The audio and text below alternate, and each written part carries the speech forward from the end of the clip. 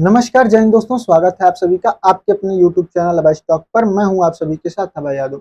साथियों, देश की आज़ादी के बाद पहली बार जो देश है इसमें जातीय जनगणना होगी, जिसमें जनगणना तो ऐसे कई बार हुई है और होगी, लेकिन इस बार आपकी जाति भी पूछी जाएगी इस जनगणना में।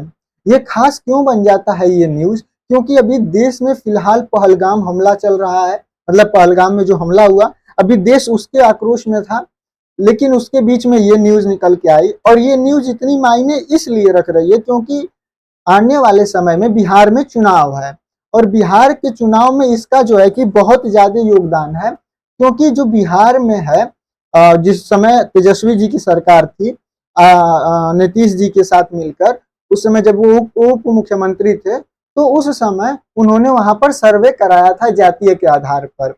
तो इसलिए ये बहुत ही बड़ा मुद्दा होने वाला था, चुनावी मुद्दा होने वाला था। खैर, ये सब बातें तो राजनीतिक है, इसको देखा जाएगा। लेकिन सबसे पहले जो आपको समझने के लिए सबसे ज्यादा जरूरी है कि जो जातिगत जनगणना है ये क्या है, ये क्यों जरूरी है, और इसके फायदे या फिर जो नुकसान है वो किसे होगा और क्या होगा, इससे ओवरऑल देश को क्या मिलेगा, और भी बहुत सारी चीजें इस वीडियो में हम आपको कवर करने वाले हैं।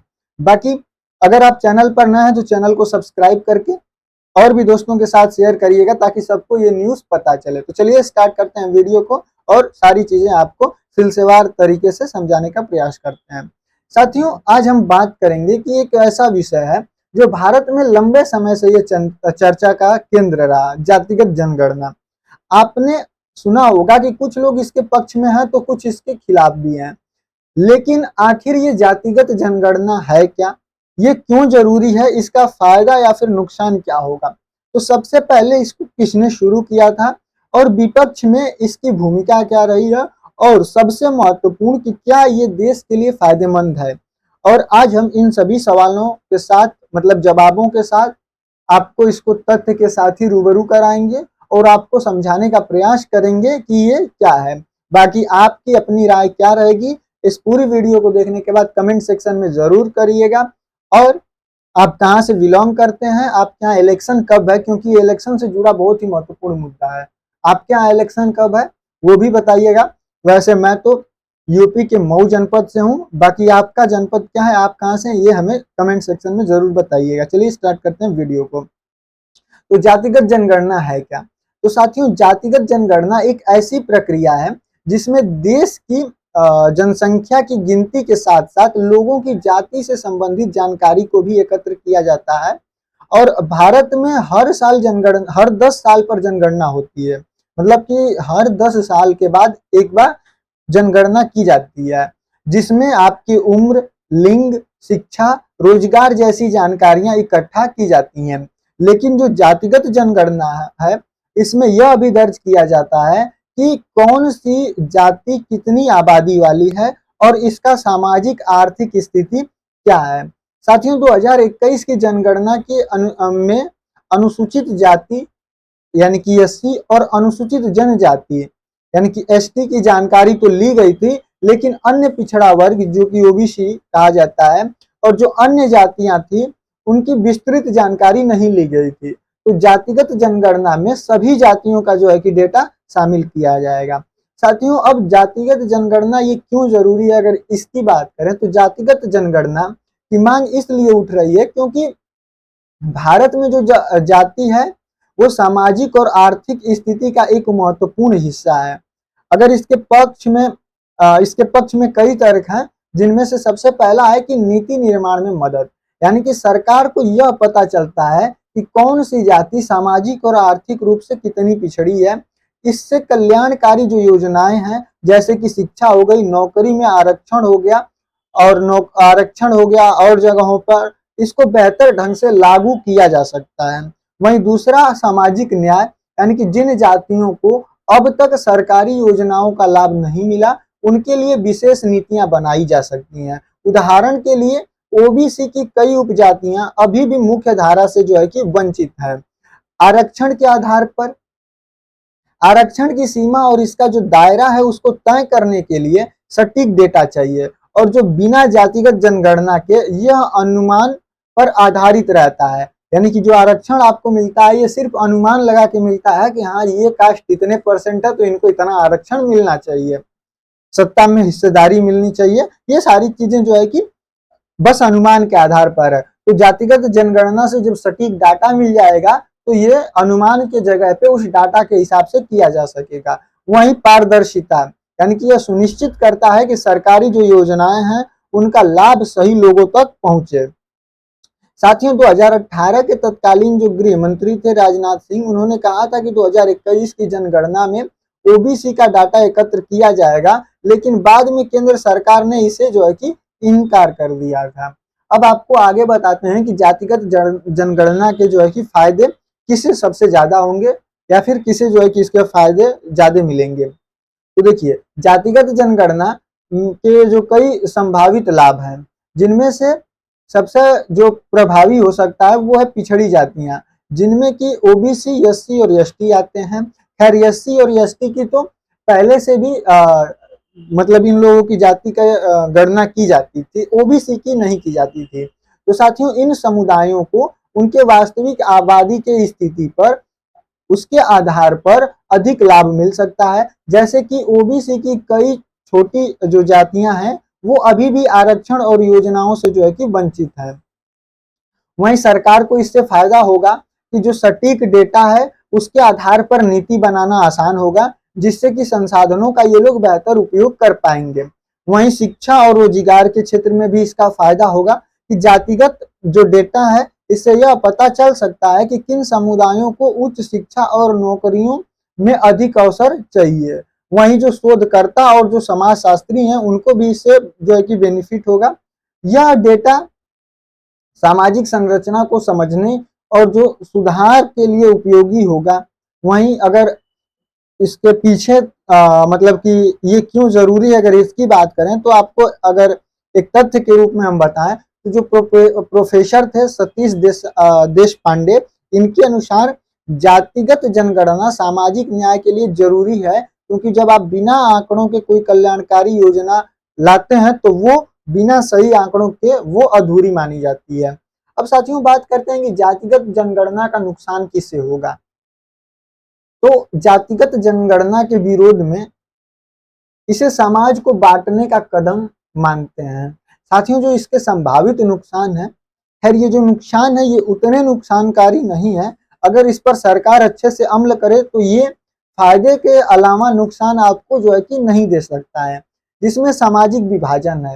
यानी कि जातिगत पहचान को और मजबूत करने से समाज में जो है कि तनाव बढ़ेगा, भेदभाव बढ़ेगा। यानी कि लोग अपनी जाति की ओर जिनकी जाति रहेगी वो लोग एकजुटता दिखाएंगे और दूसरी जातियों का विरोध होगा। वहीं इसका राजनीतिक दुरुपयोग भी हो सकता है, जैसे कि कुछ राजनीतिक दल इस डेटा का इस्तेमाल अपने वोट बैंक की राजनीति के लिए कर सकते हैं। और आप सभी को पता है कि हमारे देश में सबसे ज्यादा क्या होता है, धर्म पर, जातियों पर, इसी पर तो हमारी राजनीति चलती है। अगर ये खत्म हो जाए तो कोई मुद्दा ही नहीं बचता है कि जिस पर राजनीति करे और वोट बैंक की राजनीति हो। इससे जातिगत जो है कि संघर्ष ये लोग बढ़ा देंगे। वहीं अगर प्रभुत्वशाली जो जातियां हैं, जिसमें कुछ प्रभावशाली जो जातियां हैं जो पहले से ही संसाधनों पर कब्जा जमाए हुए हैं, इस डेटा के आधार पर लाभ ले सकती हैं, जिससे कि कमजोर जातियां जो हैं और पिछड़ सकती हैं। वहीं अगर प्रशासनिक चुनौतियों की बात करें तो इतने बड़े पैमाने पर डेटा इकट्ठा करना और उसकी विश्लेषण करना जो है कि थोड़ा सा मुश्किल है, लेकिन ये गवर्नमेंट के लिए मुश्किल काम नहीं है। खैर ये पॉइंट तो मेरे हिसाब से गलत होगा, हाँ कुछ हद तक सही है, लेकिन इसका उतना महत्व नहीं है। साथियों कर्नाटक में 2015 में जातिगत जनगणना के आंकड़े जो है कि सार्वजनिक नहीं किए गए थे। यानी कि 2015 में कर्नाटक में ये काम हुआ था, लेकिन वहां पर जो है कि राजनीतिक विवाद होने का जो डर था और इसकी वजह से इस आंकड़ों को जो है कि सार्वजनिक नहीं किया गया। अब बात करते हैं कि सबसे पहले जातिगत जनगणना है वो किसने शुरू कराई थी। तो साथियों जब ब्रिटिश सरकार थी, ये तब से चली आने वाली एक कार्य है। इसको पहली बार 1872 में ब्रिटिश सरकार ने भारत की जनगणना शुरू की थी, जिसमें जाति से संबंधित जानकारियां भी शामिल थी। उसके बाद 1931 तक ये चला, यानी कि 1872 से 1931 तक हर जनगणना में जाति का डेटा एकत्र किया गया और यह डेटा ब्रिटिश सरकार ने प्रशासनिक और सामाजिक नियंत्रण के लिए इसका इस्तेमाल किया था। आजादी के बाद 1951 में पहली बार जब जनगणना हुई तो इसमें केवल एससी और एसटी की जानकारी ली गई और अन्य जातियों का जो है कि डेटा छोड़ दिया गया। साथियों 1931 की जनगणना आखिरी बार थी जब सभी जातियों का विस्तृत डेटा लिया गया था। अब साथियों जातिगत जनगणना की मांग में विपक्ष की भूमिका क्या है? तो आपको बता दें कि जातिगत जनगणना की मांग में विपक्षी दलों की एक बहुत ही महत्वपूर्ण भूमिका है, क्योंकि जो कांग्रेस है, इनके नेता राहुल गांधी और जो मल्लिकार्जुन खड़गे हैं, इन्होंने जातिगत जनगणना की मांग को जोर शोर से उठाया। खड़गे ने प्रधानमंत्री को पत्र भी लिखा और इसमें कहा कि बिना डेटा के आप सामाजिक न्याय जो है कि वो अधूरा है। वहीं जो राजद और जेडीयू हैं, यानी कि आरजेडी और जो जेडीयू हैं, जो बिहार के राष्ट्रीय जनता दल और जनता दल यूनाइटेड हैं, इन्होंने 2022 में राज्य स्तर पर जातिगत सर्वे कराया था, जिसके आंकड़े 2023 में जारी किए गए। इस सर्वे में पता चला कि बिहार की 36% आबादी ओबीसी, 27% आबादी अति पिछड़ा वर्ग यानी कि ईबीसी से आती है। वहीं सपा यानी कि उत्तर प्रदेश में जो समाजवादी पार्टी है, इसने भी इस मांग में अपना समर्थन दिया था। साथियों विपक्ष का मकसद यह था कि इनका कहना था कि यह सामाजिक न्याय के लिए जरूरी है, लेकिन कुछ लोग इसे वोट बैंक की राजनीति के लिए राजनीति से भी जोड़ते हैं। अब साथियों अगर विरोध की बात करें तो केंद्र सरकार ने 2022 में लोकसभा में कहा कि संवैधानिक रूप से केवल एससी और एसटी की गिनती हो सकती है, ओबीसी की नहीं। अब देश में इसका कितना जो है कि फायदा होगा अगर देश हित में इसको देखा जाए इन सारे राजनीतिक दलों से हटकर, तो साथियों जातिगत जनगणना का देश पर सकारात्मक और नकारात्मक दोनों प्रभाव हो सकता है। अभी हम आपको कुछ तथ्य और उनके अनुमान के आधार पर इसको बताएंगे। देखिए इसके फायदे क्या होंगे, तो सामाजिक समावेशन, यानी कि बिहार के जातिगत सर्वे जो 2022 में हुआ था, उसके बाद सरकार ने अति पिछड़ा वर्ग के लिए विशेष योजनाएं जो है कि शुरू की, जिससे लाखों लोगों को इसका लाभ मिला। वहीं इससे आर्थिक विकास होगी। अगर सटीक डेटा से शिक्षा और रोजगार योजनाएं बेहतर होंगी, जिससे जीडीपी में योगदान बढ़ सकता है। वहीं विश्व बैंक के अनुसार सामाजिक समावेशन से अर्थव्यवस्था में 5 से 7% की अतिरिक्त वृद्धि मिल सकती है। साथियों आरक्षण का विस्तार की अगर बात करें तो अगर ओबीसी की वास्तविक आबादी 50% से अधिक निकलती है तो आरक्षण की सीमा बढ़ाने की मांग को बल मिलेगा, जिससे कि लाखों युवाओं को जो है कि नौकरी और शिक्षा का जो है कि अवसर मिलेगा। वहीं साथियों आगे चलें, अगर नुकसान की इसकी बात करें तो इसमें सामाजिक तनाव जो है कि वो बढ़ सकता है। यानी कि 1990 का में जो मंडल आयोग था, उसकी सिफारिश के बाद जो है कि हुए विरोध प्रदर्शन में सैकड़ों लोग जो है कि घायल हुए थे, जो कि जातिगत जनगणना से भी ऐसे तनाव पैदा हो सकते हैं। वहीं राजनीतिक अस्थिरता भी आ सकती है। कर्नाटक में 2015 के सर्वे को सार्वजनिक न करने का कारण राजनीतिक दबाव था, जो दर्शाता है कि यह मुद्दा सरकार के लिए चुनौती बन सकता है। साथियों कुल मिलाकर अगर जातिगत जनगणना को पारदर्शी और वैज्ञानिक तरीके से लागू किया जाए तो यह सामाजिक न्याय और समावेशी विकास को बढ़ावा दे सकता है, लेकिन इसके लिए मजबूत प्रशासनिक और राजनीतिक इच्छा शक्ति जरूरी है। यानी कि अगर सत्ता दल चाहे तो इसको बहुत ही अच्छे तरीके से अगर करे तो इससे कोई भी हानि नहीं होगी सिवाय फायदे के।